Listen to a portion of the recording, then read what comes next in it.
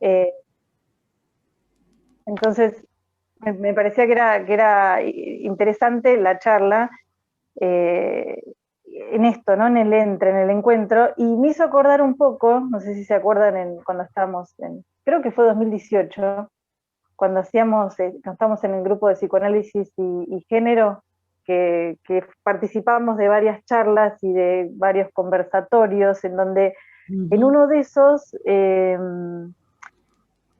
me acuerdo que Deborah Tager dijo una frase que a mí me quedó muchísimo, que decía algo así como que la salida es por la exogamia, ¿no? Como empezar, que eso se refería a empezar a dialogar con otras disciplinas. Bueno, y acá tenemos, ¿no? Que aparece Miguel Ángel Forte, que es sociólogo, el artículo está basado sobre el libro de Hunt, La sociedad paliativa, entonces me parecía interesante conversar, ver qué nos surge y ver también qué podemos decir nosotros desde el psicoanálisis con estas cuestiones. Y la idea era eso, era por ahí no pensarlo tanto como con formato de seminario, sino ver de qué manera se podría llegar a generar este ida y vuelta, que de hecho fue como lo fuimos pensando con Patricio. Con Patricio nos reuníamos y si bien teníamos un montón de cuestiones, un punteo hecho, se terminaba armando otra cosa en el en la charla. Y este entre, por ahí, si se puede, lo voy a retomar al final. Pero bueno, la idea sería eso, como arrancar con esto del punteo sobre lo que fue la nota, algo del libro, y después ir conversando. Incluso, en mi caso, a mí me surgieron muchas preguntas, que por ahí después las vamos a ir mencionando. Bueno, eh, bueno, como decía Valeria, se dio más que nada una charla a partir de esta entrevista a este sociólogo que presenta o habla un poco del último libro de Ham. Eh, y en esa charla también surgieron, como decía Valeria, preguntas y sobre todo en relación a nuestra posición como analistas, ¿no? En el punteo que hice yo de la entrevista lo mezclé un poco con algunos de los capítulos y cosas del libro mismo. Eh, bueno, Han en este libro eh, parte o usa la idea del dolor un poco para explicar o atravesar los conceptos que él viene trabajando, ¿no?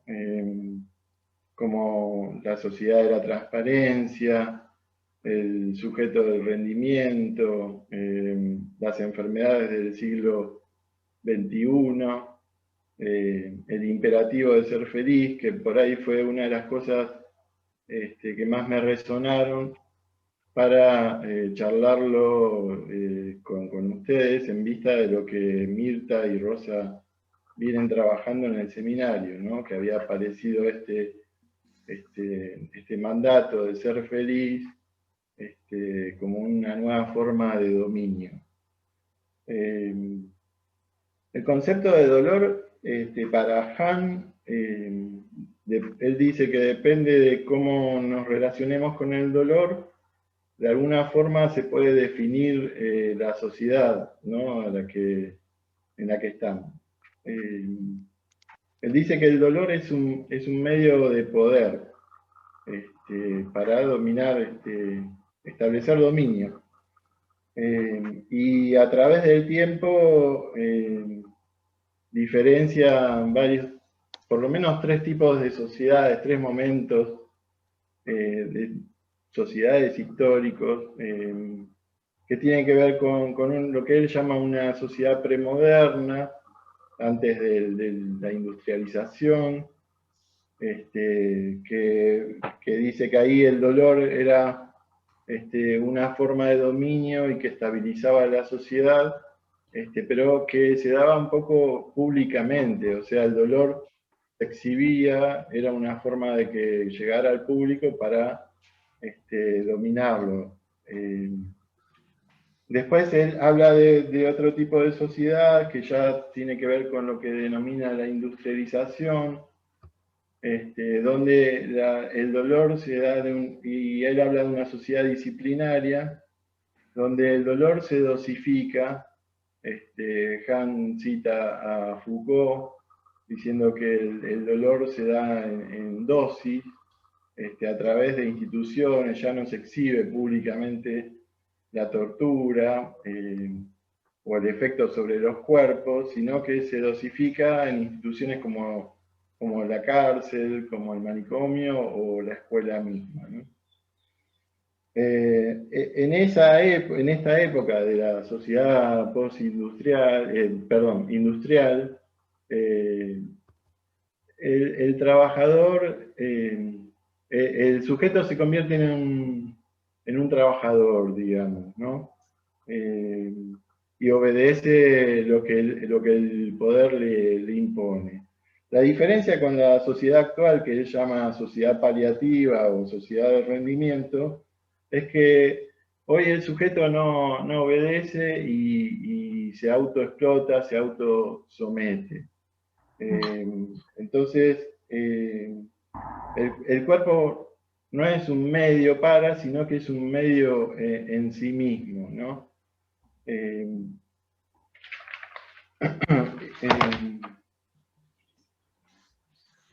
Pasa a ser entonces el dolor una cuestión privada que se trata ya de la psicología individual o se medicaliza. Ya no se trata del dolor por conflictos sociales, sino que se trata de lo que el sujeto puede hacer con ese padecer.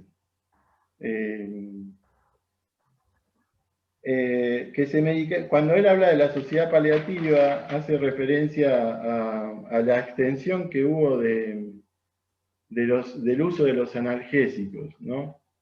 Los analgésicos que se utilizan en la medicina paliativa hoy se aplican masivamente a los sujetos sanos, que no tienen una enfermedad. Incluso habla de un algólogo, la algofobia, sí, la algofobia Han la define como la fobia al dolor. Bueno, habla de un algólogo norteamericano que dice que los norteamericanos creen que ya es un derecho constitucional no padecer, no sufrir dolor. Acá te interrumpo, Patricia, porque hay algo que yo en las charlas que tuvimos, a mí se me venían muchos ejemplos de lo clínico. Y hay cuando yo empecé a escribir, el título que puse es ¿no hay algo que pueda tomar?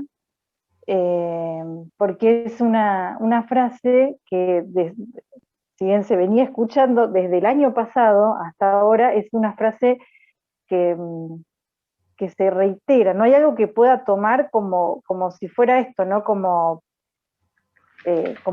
para acelerar, se me mezclaba con esto también que decías vos de la autoexplotación y del rendimiento para poder estar bien, para seguir produciendo, por un lado, por ese lado, y por otro lado simplemente como para no meterse ahí en el transitar lo que haya que transitar, ¿no? Desde ese lugar también hablábamos yo me preguntaba si había cambiado en algo el modo, o si venía cambiando en algo el modo en el que llegan los pacientes al consultorio, sobre todo a partir por ahí de pacientes nuevos que tuve de manera virtual,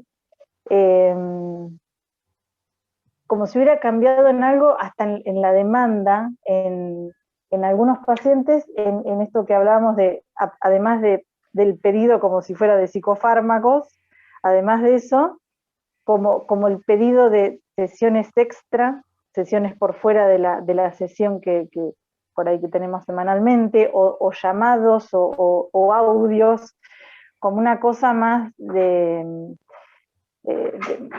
eso, ¿no? Como como a mí me sale decir como de taponar o de no dar lugar a quizás a esto ¿te acordás, Patricia, lo que decíamos de bancársela, ¿no? Esto de que por ahí hay un momento que tiene que ver con ese transitar algo que no está bueno.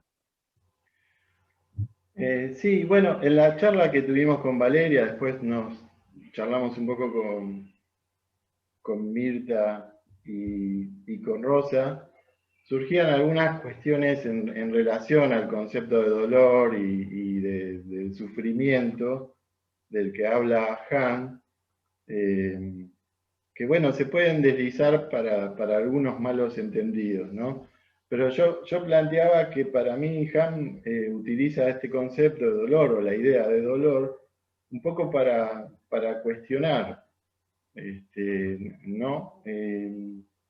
Por ejemplo, él dice que la psicología también se ha convertido en una psicología positiva, donde no se encarga del sufrimiento, sino que se encarga de que la cosa marche, del optimismo, del bienestar, de la felicidad, ¿no? Y entonces, en lugar de lo que él dice, que podría, en otra época habría revolucionarios, hoy lo que hay es motivadores, ¿no? Hay motivadores que tratan de que el sujeto rinda, ¿no? Esto que decías vos, Valeria, de que bueno, no hay algo para tomar,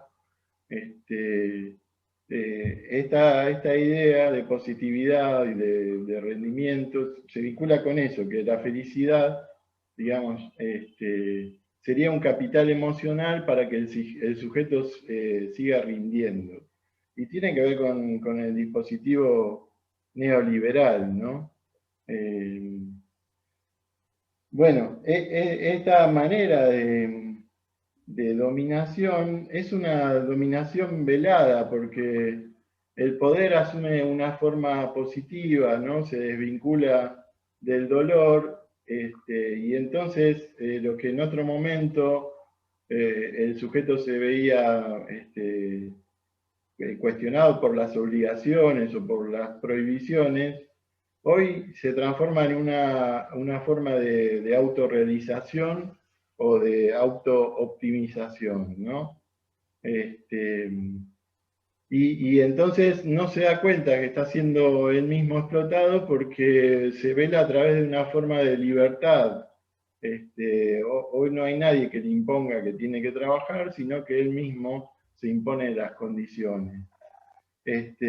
Han también habla de la vigilancia, ¿no? Cómo se ejerce la vigilancia en esta nueva sociedad de rendimiento.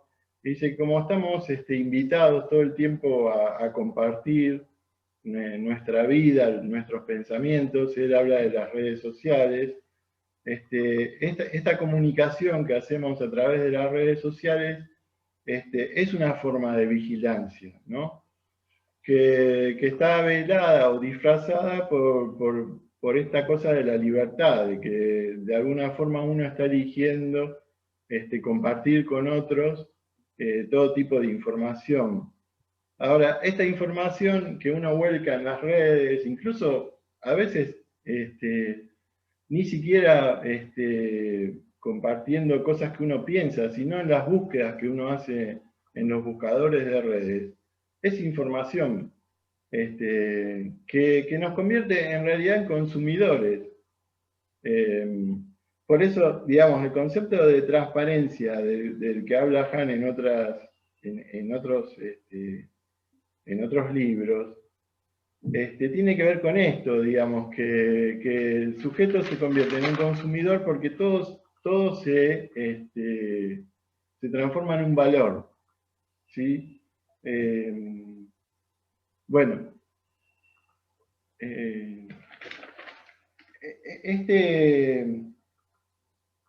esta algofobia o esta idea de poder atraviesa el amor, el campo del amor, el campo del arte, la política y la psicología, ¿no? Incluso el arte transformado, dice Han, también en un objeto de consumo, ¿no? Se evita todo el tiempo que sea una cosa que produzca disrupción o que genere conflicto, y entonces los artistas mismos se convierten en marcas, y lo mismo sucede con la política y el amor, ¿no? Sí, sí. Y yo ahí en esa línea lo que hice es esto de la sociedad como analgésica. El término analgésico a mí me quedó ahí dando vueltas, y es esto que decías, ¿no? Lo empecé a pensar como en muchos ámbitos, en diferentes aspectos, esta cuestión de lo analgésico, como esto de que si hay dolor hay que taparlo, ¿no? Y esto del arte, como ir a ver obras cómodas, porque hay mucho, ¿no? De ejemplo, obras cómodas en donde salís, ay, qué lindo, chau, y hay otras obras en donde decís, ¿por qué vine a ver esto? Y que te deja pensando, bueno, en algún punto esto de lo analgésico lo empecé a pensar hasta en esto que decía Patricio de los vínculos, ¿no? En el amor. Pensé a pensar amistades analgésicas, relaciones analgésicas en cuanto a, lo pensaba mucho también en los adolescentes.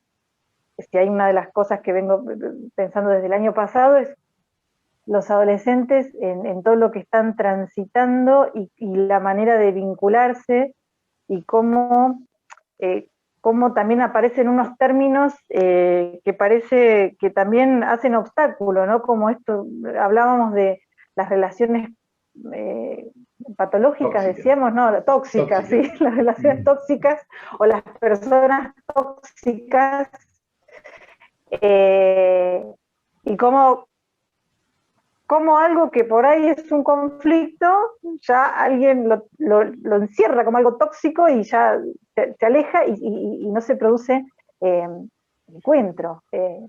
Un poco esto, ¿no? Por ahí charlamos esto, cómo a veces es necesario dar lugar, que el conflicto, que lo incómodo, que el dolor, si es la palabra, pueda llegar a traer otra cosa, como saliendo de esta cosa medio superficial, ¿no? Como de lo analgésico simplemente para tapar el malestar, y que queda ahí. Sí, hablamos esto que se dice mucho de lo tóxico, ¿no? Hoy ya casi todo es tóxico porque la presencia del otro ya es tóxica. Entonces, en el amor, en los vínculos se da eso, ¿no? Uno ve incluso en las redes sociales, bueno, si no estás para sumar, no vengas, ¿no? Me parece que tiene que ver con esto que él dice de la positividad, ¿no? Y la idea de negatividad está vinculada a la presencia del otro, porque evidentemente un otro siempre puede generar una incomodidad, ¿no? Bueno, hablábamos de eso, ¿vale? Sí, Él, sí, acá lo que dice es que el dolor un poco se despolitiza, el sujeto también queda aislado, ¿no? Y por eso aparecen estas enfermedades que él menciona como las enfermedades del siglo XXI, hace mucho hincapié en la depresión, porque acá el sujeto, digamos, su felicidad y su frustración dependen enteramente de él, ¿no? De lo social. Entonces, si la cosa no marcha, el responsable es el mismo sujeto, por lo cual se deprime, ¿no? Eh, bueno, esto es un poco el punteo que yo hice, y la idea, como decía Valeria, era un poco invitar a la charla. Ella igualmente ahora va a hablar de las preguntas que le surgieron, no surgieron. sí. Sobre todo, esto que yo decía del entre, que me parece que él lo menciona al final, al final de la nota se menciona como, bueno, ¿qué hacemos con todo esto? Y menciona algo como de volver al ritual o algo del encuentro y ver qué pasa cuando salimos hago este gesto como si fuera salimos cada uno, porque encima esto del Zoom tiene eso, salimos cada uno de nuestra burbujita y nos empezamos a conectar, ¿no? Un poco la apuesta de este encuentro era eso, era hacer como que estamos ahí en ese espacio tan lindo que siempre teníamos presencialmente, pero hacerlo de esta manera como para ver qué surge también entre nosotros cuando nos ponemos a charlar de estas cosas, cuando nos damos tiempo para incomodarnos, y sobre todo eso, si hay, qué preguntas se pueden armar. Incluso yo pensaba, más allá del punteo que tiene Patricio, o de lo que yo tengo escrito acá, yo pensaba incluso que hasta podría llegar a armarse algo escrito formalmente después de este encuentro, como si fuese este encuentro una parte más de algo a construir. ¿Se entiende lo que digo? Como ir armando, ¿no? Por ahí, y desde ese lugar, bueno, pensar que si le surgió alguna pregunta, algo en relación a esto de la clínica, de lo que venimos trabajando. Bueno, abrir.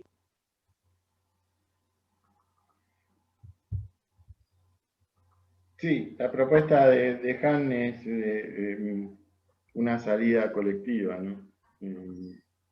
Darle lugar a la presencia del otro, no individual, justamente, ¿no? Lo que está diciendo él todo el tiempo es que el sujeto está aislado y la felicidad se ha vuelto una cosa privada, donde no depende de las circunstancias sociales. Entonces, bueno, tiene que resolverlo el sujeto. Por eso la psicología positiva, por eso la autoayuda, el coaching, ¿no? Donde, bueno, cada uno se arregla con su malestar. Es esto.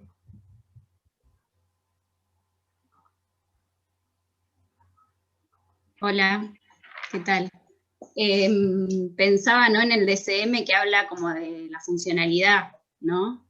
Y en realidad es algo que, digo, que estamos atravesados por eso como psicólogos, digamos, y me parece que a la hora de derivar también yo pienso en funcionalidad, ¿no? Digo, esta persona puede trabajar, no puede trabajar, no puede hacer sus actividades, y bueno, como pensando en esto que traen hoy, quizás hay otra manera de pensarlo, ¿no? Pensar una derivación, por ejemplo, a un psiquiatra. Como poder tolerar que no se pueda trabajar por un tiempo o algo de ese estilo, ¿no? Como que eso, estamos tan atravesados que es como difícil, ¿no?, pensarlo de otra forma. Después también me hacía pensar qué pasaba antes de los psicofármacos, ¿no?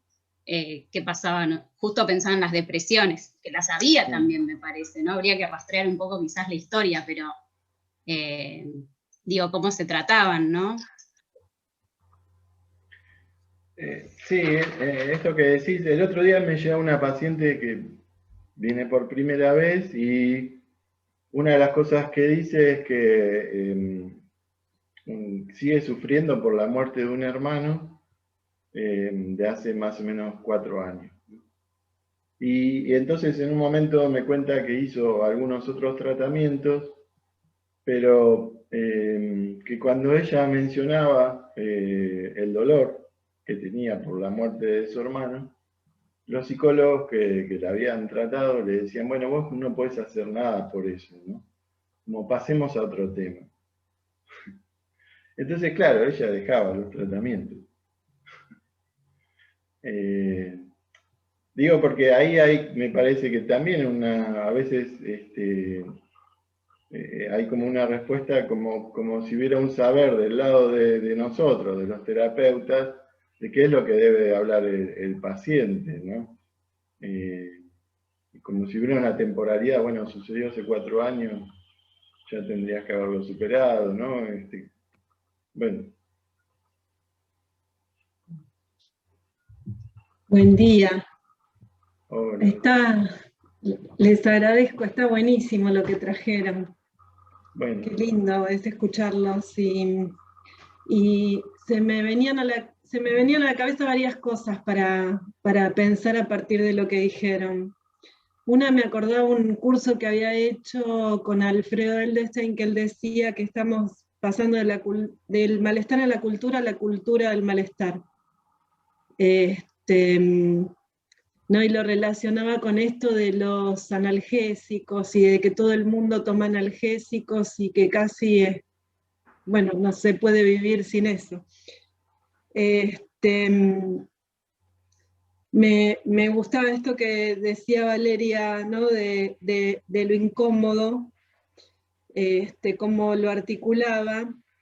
Y pensaba, yo justo ayer me puse a revisar unas cosas que tenía unos teóricos o charlas de Maeso en Enlace del 2003 sobre los discursos, y entonces él decía que hablando, ¿no? del seminario 17, y cuando empieza que había 2 discursos, en el Mayo francés aparece como el discurso histérico, y que ya haya 2 discursos es un montón, ¿no? Y entonces habla del discurso del amo y del histérico, y decía, hay sociedades que solamente está el discurso del amo. Y pensaba si estos psicólogos no están justamente, que el problema es no solo que están instalados en el lugar de sostener el discurso del amo, sino sin permitir que haya otra cosa, ¿no? Digamos, que la cosa marche, que todo funcione, trabajar para ser feliz, me parece que va como a ese discurso y solo a ese. No sé qué piensan. Y otra cosa más que se me ocurría pensar,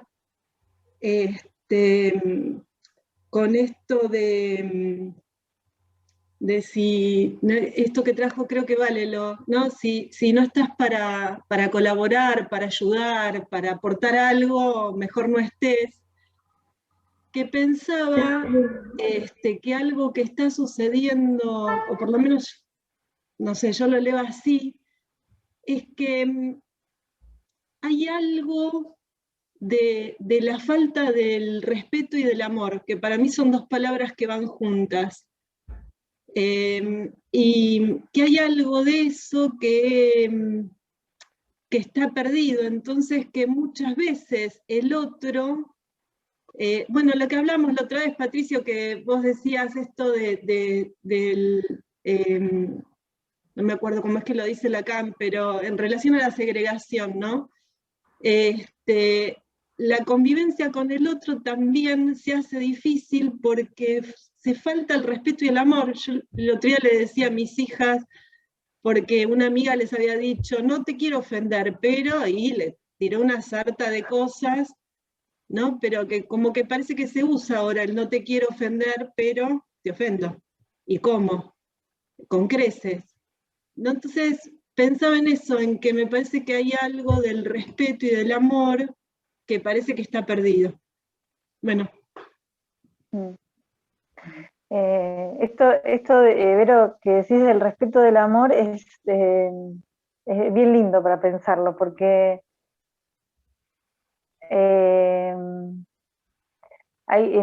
yo les comentaba en las charlas que tuvimos anteriormente, en una película, no sé si la vieron, de animación para chicos, El Principito, está en Netflix,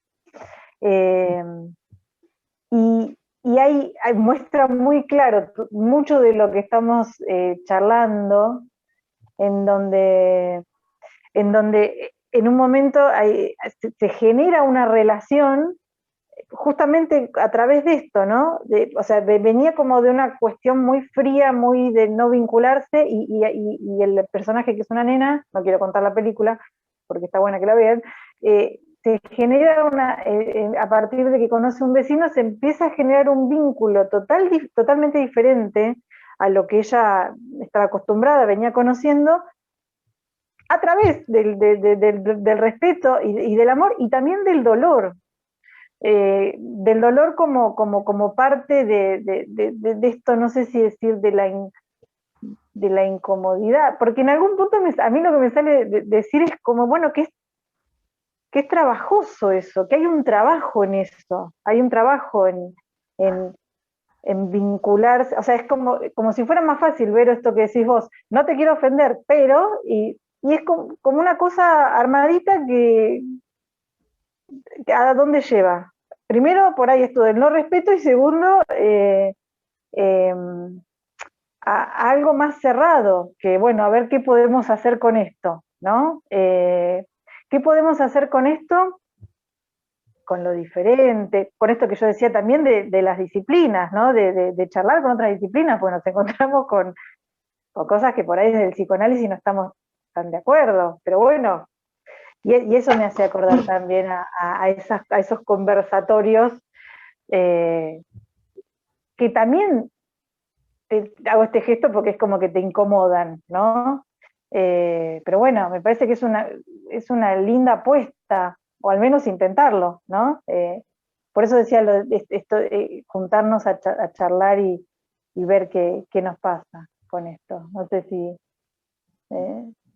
Algo que pensaba, Vale, y en relación a esto que comentaban, ¿no? Que también comentaba antes Patricio, en relación a algunas psicoterapias que tienen más que ver con inflacionar el narcisismo, ¿no? Digamos, como de reconstituir algo desde ahí, sin dar como lugar como digamos, proceso que por ahí en el ejemplo que traían implica un duelo. Y en esto que traías, Vero, me parece que lo que va apareciendo es que el inflacionar el narcisismo, lo que hace que se vaya perdiendo es el narcisismo de las pequeñas diferencias, ¿no? Como si para todos tuviéramos una medida y un modo, digamos, de transitar las cosas, ¿sí? Y lo que, me parece esto, lo que se va como perdiendo es eso, las pequeñas diferencias con el narcisismo de las pequeñas diferencias. Justamente cuando termina la entrevista a Han, él había hablado del infierno de lo igual, y cuando termina la entrevista dice que la salida tiene que ver con la ruptura de la homogeneización y con superar el narcisismo para encontrarse con los otros. Eso me pareció muy lindo. Sí. El individuo al sujeto y el sujeto que no lo conseguimos sin nosotros, ¿no? Porque todo el tiempo es la lógica del individuo, de la producción, del solo, del narcisismo, de la infladura. En algún momento él habla de la lisura de la transparencia, ¿no? También me parece una cosa como interesante. Y me parece en ese comentario de tu hija, Vero, está la negación claramente, ¿no? No te quiero ofender, pero es la negación freudiana. Bueno.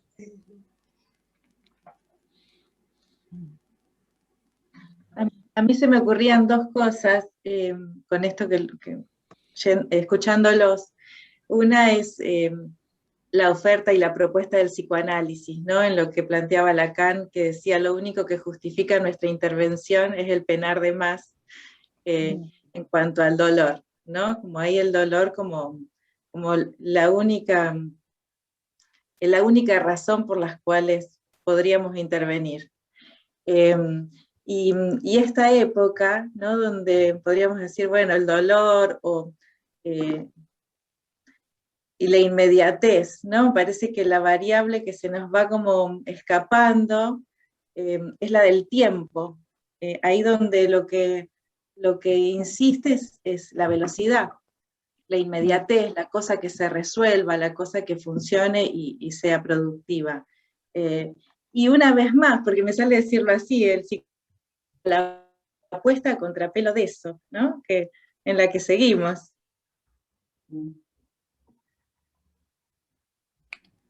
Vos el año pasado habías traído, Betiana, algo en relación a los rituales y a un texto respecto de esto como de la falta en este momento de los rituales y de las ceremonias, ¿no? Que tiene que ver con el tiempo del proceso, en los duelos, en las pérdidas, ¿no? Y esto que decías recién, Patricio, del caso de una paciente en esto de, bueno, hay que poder hacer, como si el punto en el duelo fuese poder hacer. Sí, y a propósito de eso que decías, a mí hay algo que lo digo, bueno, me autorizo a decirlo, ustedes disculpen porque no tengo ninguna hipótesis armada de esto, pero me llama la atención, y lo comparto, lo que empieza a pasar en las redes sociales, que no es que empieza ahora, ya empezó hace bastante, pero que me parece que tiene alguna relación con el duelo. Ahí, no sé, o en eso que del duelo no se hace, ahí como en otro momento aparecían los ritos y el encuentro y la cosa, al menos a mí me llama la atención que en las redes empiezan a estar las conversaciones y algo que da cuenta de la pérdida, que no sé qué estatuto tiene, por ahí alguien ya lo tiene más pensado. Los mensajes, los aniversarios, algo del dolor que se dice en las redes sociales, como un modo de que el dolor tiene un lugar. Como resistiendo a tapar eso, como la paciente de Patricio, porque se iba de los lugares donde le decían que deje de hablar de eso, porque con eso no se podía hacer nada. Eso, como algo que sí, que insiste, sí, insiste por donde se puede, ¿no?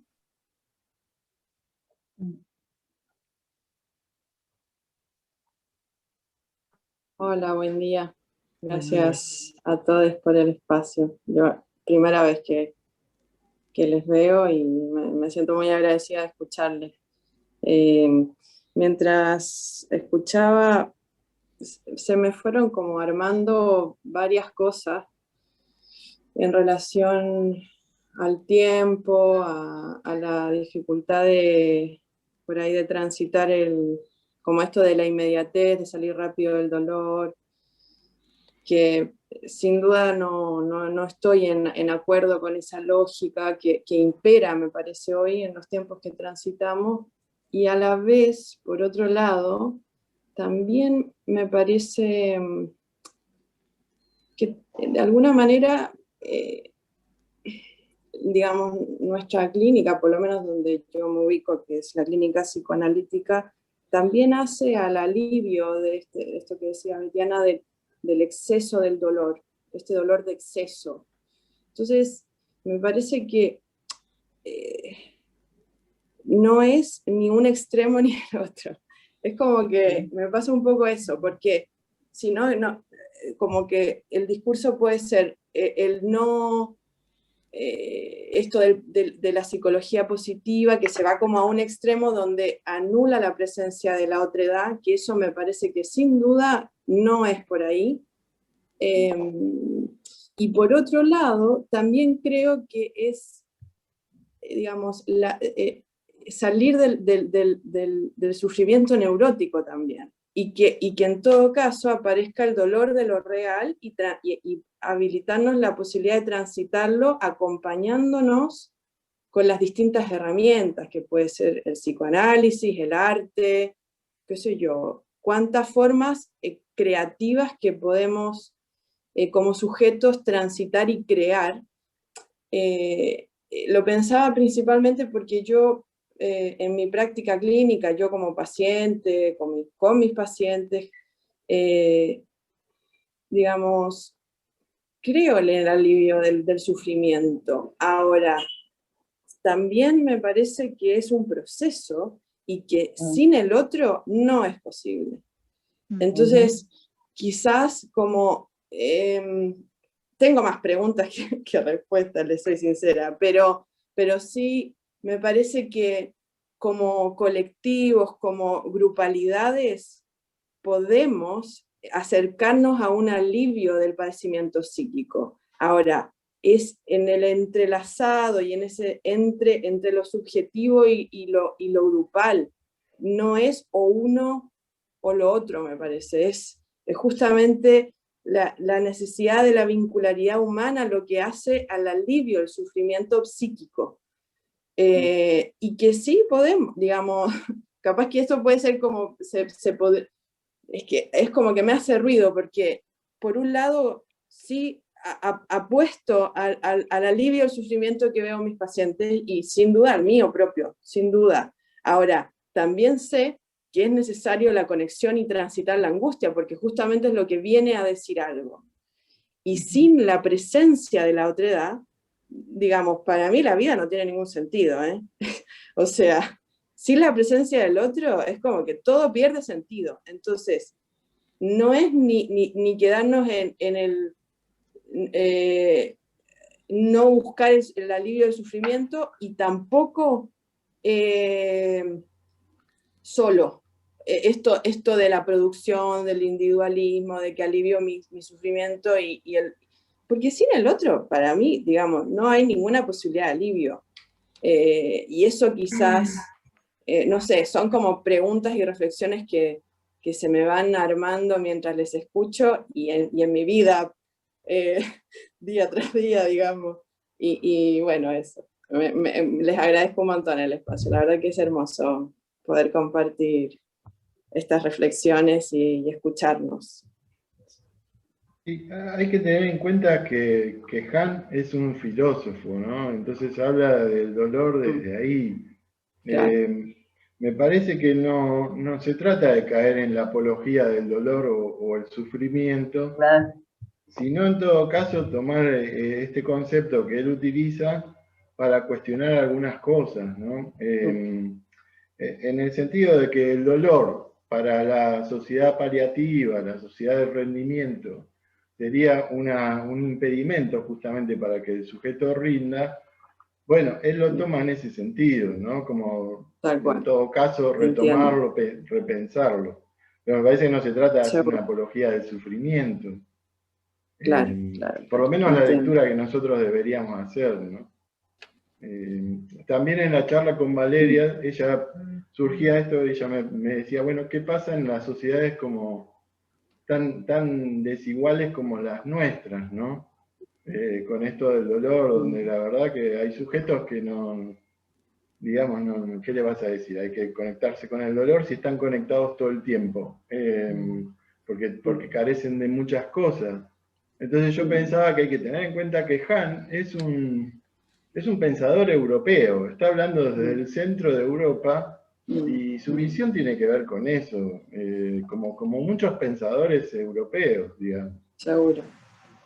¿Qué texto es, perdón? Me gustaría buscarlo. El libro de él es La Sociedad Paliativa. Claro, la entrevista salió en página 12 el 3 de mayo al sociólogo Miguel Ángel Forte, que es alguien que se dedica a estudiar la obra de Han. Igual me parece que Han no va como por fuera de lo que vos decís, Jimena. Me parece que justamente lo que dices tiene que ver con este dolor que implica como el no, de no asumir o no aceptar este dolor que tiene que ver con el vínculo con el otro. Y centrarse como en el individuo desde lo más corporal, como el cuerpo como un fin en sí mismo, no como medio de encuentro con otros. Sino entonces y habla de la supervivencia, ¿no? de sobrevivir a cualquier precio, de sostener la vida por la vida misma, sin el sentido de la vida, que la da siempre el vínculo con el otro. Y tal cual. Tal cual. Sí, es así, y por eso nos resultó tan interesante la lectura de Han. Pero es cierto que también yo charlaba con Rosa y Vale y Patricio, que en algún momento yo tuve esta misma sensación que decía Jimena. Ojo con esto, porque en algún momento él habla de el dolor como tomar una dimensión metafísica, bien desde la cosa filosófica, como dice Patricio, incluso menciona a Freud con la necesidad de abrir la herida. Y yo no acuerdo con que el psicoanálisis se dedique o trabaje con abrir la herida, pero tampoco negar la herida, ¿no? Trabaja con eso, pero no se trata del sufrimiento, es importante. Después de todo, Lacan también decía, claro que no, en el mismo sentido que los americanos hablan de la felicidad, pero también decía, basta con que el sujeto se sienta feliz de vivir. No es que se trata de felicidad, dolor, sino que me parece que es más lo que nosotros hablamos del padecer neurótico y del sufrimiento. Y esto que cuando la escuchaba Vale recién, que decía, pareciera no haber lugar para transitar ese proceso, yo pensaba, claro, es una cuestión de lugar y de tiempo. Y es poder pensar un proceso y no un instante o la sociedad de la prisa, siguiendo eso, ¿no? Me parece que sí. Sí, lugar, tiempo y sentidos, pensaba, ¿no? La construcción de sentidos. De no quedar el dolor desconectado de los sentidos.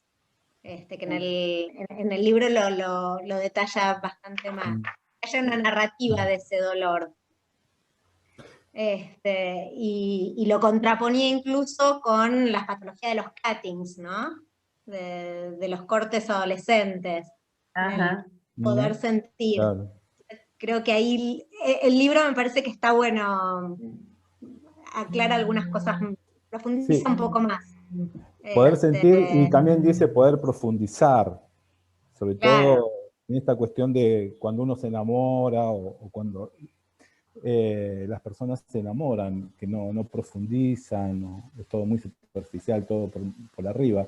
Pero esta cuestión que decía Mirta recién de la prisa, yo pensaba en relación al dolor y a la prisa, es a veces implicarlo en la clínica, al paciente implicarlo en algo de eso, intentar girar con eso y poder implicarlo.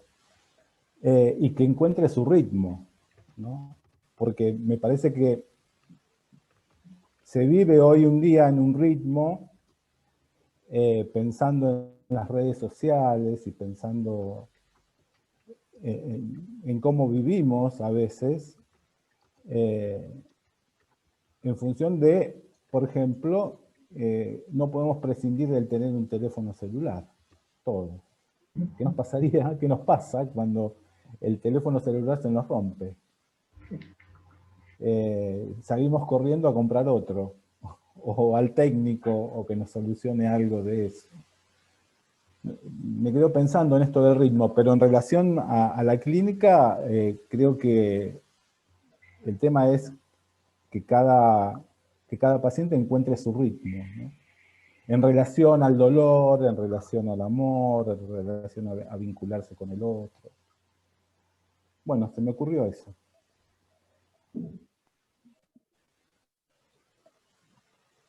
Sí, no sé si recuerdan un spot publicitario, no me acuerdo, era un analgésico, que decía que el dolor no te detenga. ¿No? Había que tomarse el analgésico y seguir, digamos. Esa es un poco la propuesta. Y que hoy en día los analgésicos para calmar el dolor es de venta libre. Y están al alcance de cualquiera. Y todos los programas de tele que uno ve están auspiciados justamente por esos productos. Y también hay otro que es que el dolor no te impida disfrutar, ¿no? Hay otro que es actual, es que no te impida estar en momentos así de extrema felicidad.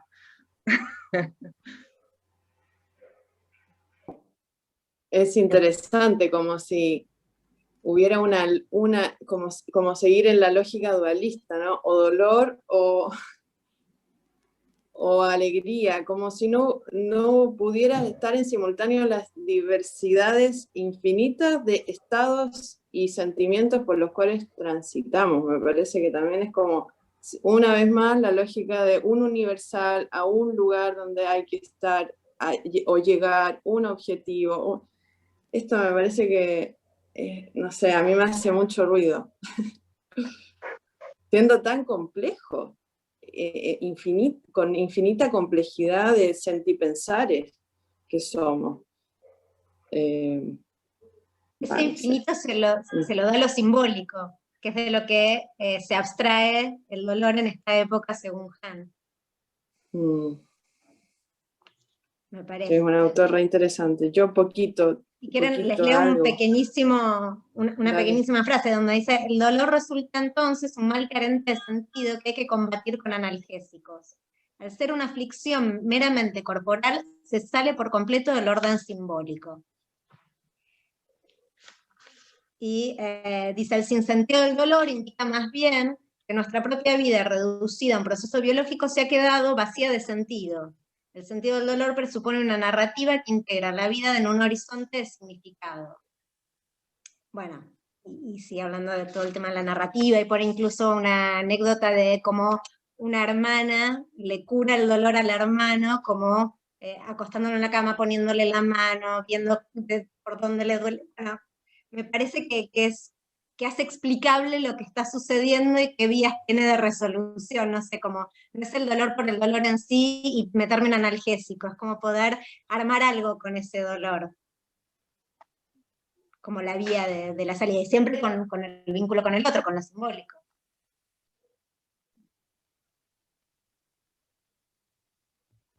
Les leo un mensaje de Belén, que no le anda el micrófono, y dice, bueno, que es la primera vez que participa, ¿sí? Que quería agradecer el encuentro, que fue muy interesante. Y a ver, por eso no puedo hablar y debo retirar. Bueno, les dejo una frase de Luis Hornstein que me ayudaron a recordar: la dictadura de la euforia sumerge en la vergüenza a los que sufren. Hay cierto sufrimiento que es inherente al vivir, que como profesionales de la salud podamos darle un lugar y un nombre a ese sufrimiento y ayudemos a transitarlo.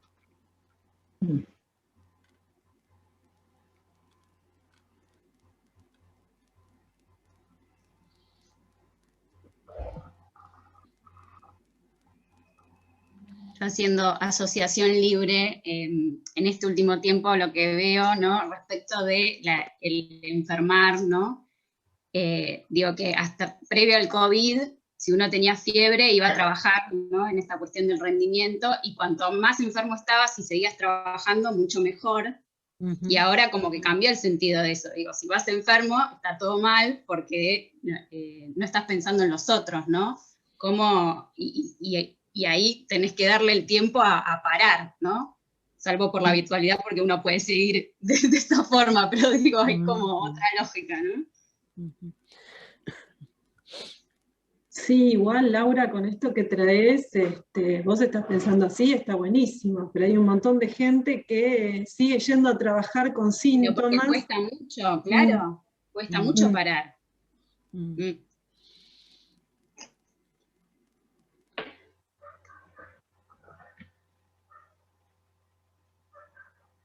No se puede bajar el ritmo de la productividad. Creo que más que de la productividad, del consumo.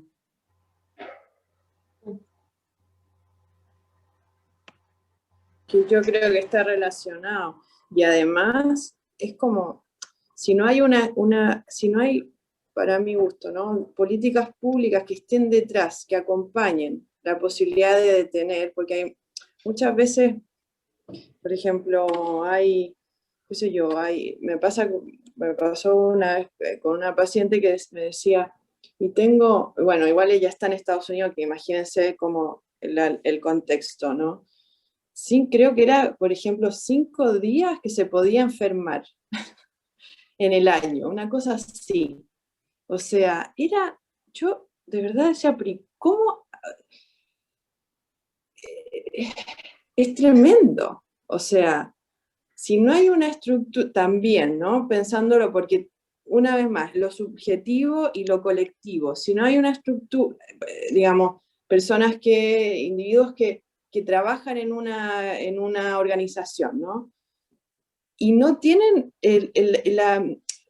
la posibilidad de realmente, es un nivel de enajenar al sujeto permanente, donde tiene, digamos, yo creo que acá es muy necesario, bueno, no sé cómo, digamos, hacerlo de manera, no sé, pero porque hay quienes podemos por ahí respetarnos los tiempos de transitar esa enfermedad, pero hay quienes, por ejemplo, qué sé yo, un papá y mamá de una familia que quizás problemáticas más latinoamericanas también, donde tienen que alimentar 3 chicos y trabajan en un determinado contexto, que ese contexto organizacional no les permite enfermar. Es como, digo, wow, ¿cómo hacemos? Porque realmente yo te puedo acompañar hasta un punto, pero hay un punto que es social, político, seguir reproduciendo estas lógicas, y no sé, a mí ahí es cuando digo, es muy grave lo que pasa a nivel social, me parece, y político en ese sentido, como que todavía no estamos priorizando el bienestar subjetivo, que eso hace el bienestar colectivo, sin duda. Por eso también lo menciona Han, ¿eh? Cómo lo corren de la lógica de lo colectivo y de la sociedad y del Estado, digo. Entonces lo deja en un lugar de responsabilidad individual, en donde entonces no hay posibilidad de sublevación frente a eso, no hay posibilidad de revolución. La única revolución es contra vos mismo, de lo que vos no estás pudiendo. O salir de esa organización por ahí, pero por ahí no todos y todas tienen esa posibilidad o ese ímpetu, o bueno, qué sé yo, si una cosa es tener chicos, chicas, chiquitos, otra cosa es vos con tu trabajo, digamos, cada situación es infinitamente diferente a cada, digamos, una a la otra. Entonces hay quienes deciden salirse de las organizaciones y quienes por ahí no lo pueden en ese momento. Entonces, bueno, se ve que me tengo que leer el libro. Porque todos los comentarios que hago tienen que ver con... Nada, lo voy a buscar. Y esto que decía Jimena, también yo lo pensaba, que esto lo charlábamos con Patricio, en relación a lo que sucede en los barrios y, por ejemplo, en qué sé yo, merenderos, comedores, ¿no? Cómo ahí hay algo que en algún punto funciona distinto. Probablemente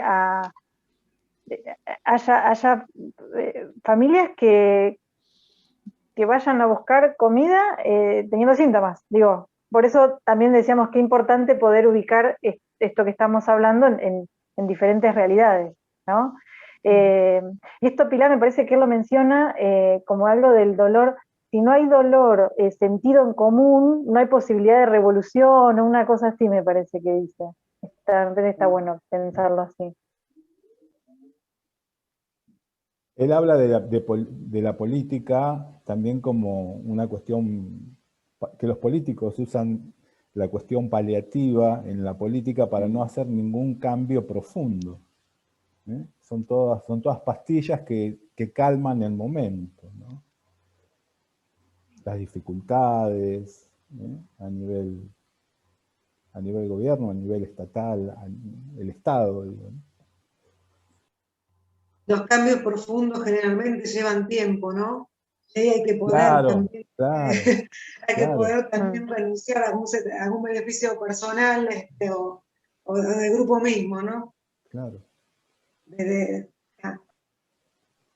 El triunfo del neoliberalismo es eso, es hacernos creer que algunas cosas que son paliativas, bueno, son soluciones. No, es una pastilla. Cuando se acabe el efecto de la pastilla, el dolor retorna, ¿no? Y también habla ahí, me parece muy interesante, esta cosa del no conflicto. En política,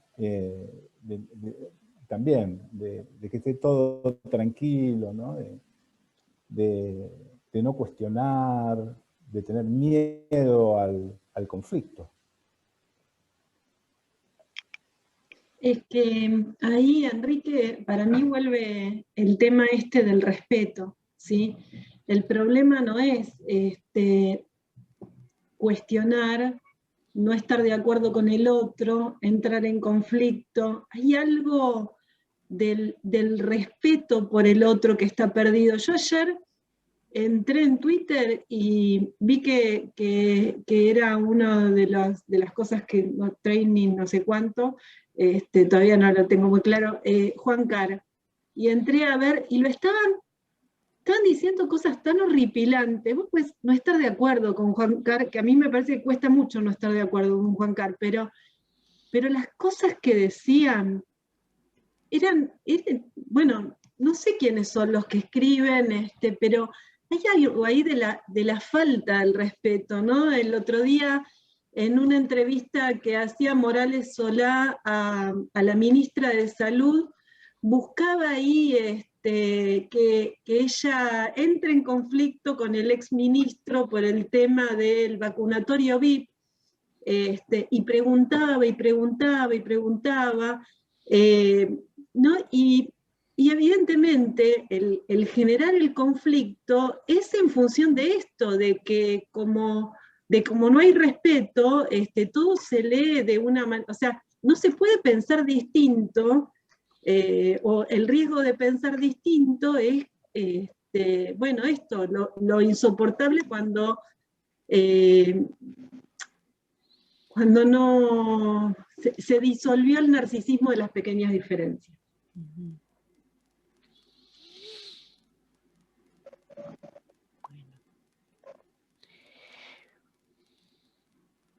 Yo me acuerdo que hace un tiempo, una de las últimas jornadas que hicimos en Enlace Clínico, participó alguien, un invitado, que claramente la mayoría nos sorprendimos cuando se puso a hablar de una autora, de una antropóloga, que nosotros estábamos leyendo y que estábamos entendiendo muy valiosos los aportes que hacía. Y me quedé pensando en dos cosas después de eso. Por un lado, en que no sabíamos muy bien qué decir, ¿sí? Porque esta persona daba por entendido que todos pensábamos como él, ¿sí? Sobre todo por la tonalidad con la que hablaba, no tanto por lo que decía, sino por la enunciación, ¿sí? No tanto era la enunciación, sino la enunciación. Pero después me quedé porque en algún momento, en una conversación más en privado sobre las jornadas, uno de los participantes decía, bueno, no podemos pensar distinto, y estaba bueno lo que él traía, ¿sí? A mí me parecía que era piola, que sí, que bueno, el asunto es si podemos o no respetarnos mutuamente y hablar de lo que pensamos distintos, ¿no? Ahí a mí me parece que se enriquece la cosa un montón, ¿sí? Pero a veces yo siento esto, que no hay chances de que otro piense distinto, no hay respeto para alojar que otro pueda venir a decir algo que no coincida con lo que estamos pensando. Sí, es el pensamiento único. Esta cuestión del pensamiento único me parece que se transmite en todos los ámbitos de la cultura, ¿no? Con los analistas pasa lo mismo, ¿no? Somos históricamente personas que se agrupan, tienen diferencias y se dividen, ¿no? Pero por ahí el tema es respetarse. Otra cosa es faltarse respeto, insultarse, degradarte. Pero bueno, creo que también desde la política a nivel mundial sucede que no hay, digo, un debate rico en el cual la sociedad uno pueda mirar, porque sería piola que uno pueda mirar a los políticos y tomarlos como modelo en función del debate de las ideas, y de elevar el debate, de mirarlos. Hoy en día uno los ve y dice, son unos chantas, la mayoría, ¿no? Lamentablemente.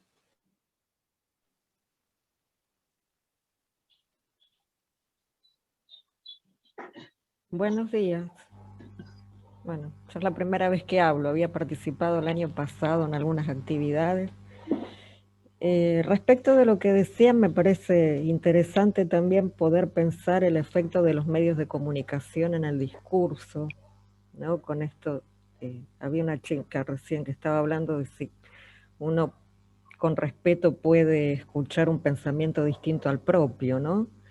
Pero digo, ¿cuál es el efecto de los medios de comunicación respecto al discurso político, por ejemplo, ¿no? Donde todo el tiempo se está como armando, se profundiza una grieta que nos separa y que en este momento realmente nos está haciendo mucho daño a nivel mundial también, ¿no? Y me parece que todo lo que plantean del filósofo es muy interesante, en qué marco nos deja el neoliberalismo como sujeto. Y discurso político de lo que era antes, por ahí en el comienzo de la democracia, a lo mejor los que somos más grandes tenemos otra idea.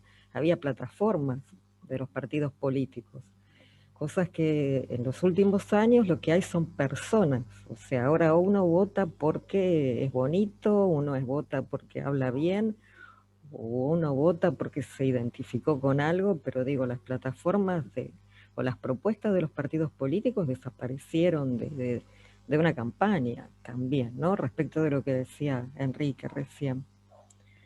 Y me parece que como sociedad y como colectivo, por ahí Rita Segato plantea, ¿no? Bastante el tema de que hoy por hoy la salida política es como la vuelta a una sociedad comunitaria, y la resistencia la plantea más que nada en cómo fue la comunidad indígena, de pueblos originarios, ¿no? De 500 años, y que si no conseguimos una refundación del Estado, un Estado colonial que nunca fuimos independientes, parece que estamos complicados.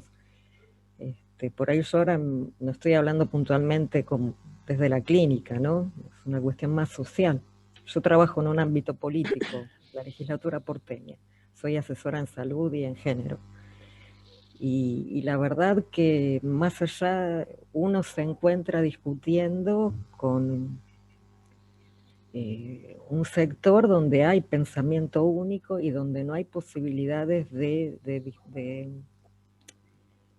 intercambiar opiniones de ideas, porque por ahí se hace un planteo, hay mayoría, entonces entre 2 o 3 ustedes se ponen de acuerdo y dicen esto sí, esto no va, te cambio fundamentos que nunca se habían cambiado, por ejemplo, ¿no? En la parte legislativa, porque era la opinión del legislador, y no se escucha la diferencia y que por ahí uno tiene unas miradas de las políticas que son totalmente opuestas. Pero bueno, ojalá que la salida pueda ser colectiva y que sea lo menos dañosa para todos posible, ¿no? Bueno, el debate sobre la ley de la interrupción del embarazo, a mí me parece que por lo menos permitió ahí en esos conversatorios, en esos debates, en esas exposiciones, algo un poco distinto. A mí me parece que eso fue enriquecedor en el medio de todo. Pero el tema es que tenías en la calle muchísimas niñas, adolescentes y mujeres que venían empujando eso. No fue un debate aislado, tenía el apoyo de toda la sociedad. Y eso me parece que fue lo que... Yo no trabajo en el Congreso, aviso, ¿no? Pero me parece sin ese colectivo, que justamente hoy es el 3 de junio, ¿no? Ni una menos. Son 6 años que las mujeres salimos a la calle, como también el 8M, que fueron las mujeres las que le hicieron un primer paro, que después tuvo que salir una sindical atrás, o la CGT en realidad. pero fueron las mujeres las que se pusieron a la cabeza, y yo creo que hay algo de este movimiento que está empujando. Y vemos por ahí cosas de los jóvenes en Chile, en Colombia, está bravo el tema. Pero me parece que hubo un colectivo que en los otros ámbitos no hay. Nosotros cuando se perdieron tantos derechos, nadie salió a reclamar por esos derechos perdidos, incluso a quienes se los sacaron. Entonces, desde lo personal siempre me pregunto, bueno, ¿cómo puede ser si yo tengo un derecho no lo pueda reclamar? ¿No? Como colectivo. Y me parece que justamente con la ley de interrupción del embarazo se pudo por la puja de un movimiento atrás que, bueno, estaba en el movimiento, venía desde la campaña desde más de 30 años, ¿no? Y que se consolidó ahora, sí.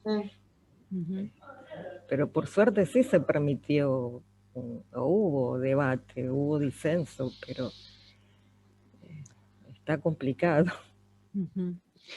Bueno, estamos como excedidos en la hora. Les agradecemos a todos la participación. Gracias a Patricio y también a Vale, ¿sí? Por darnos el artículo de Forte y traernos a Han, ¿sí? Bueno, nos vemos en 15 días. Continuamos con el seminario, ¿sí?